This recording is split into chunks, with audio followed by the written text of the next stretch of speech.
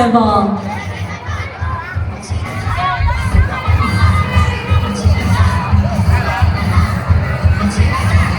The Tawili Festival is friendliness.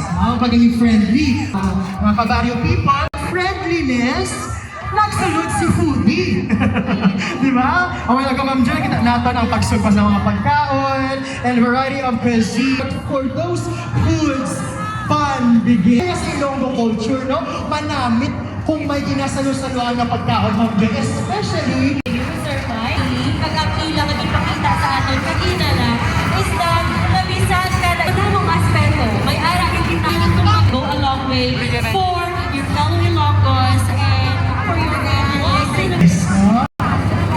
ang mabinayat, no? Ang pagbuligan ng arak, pinaiyan.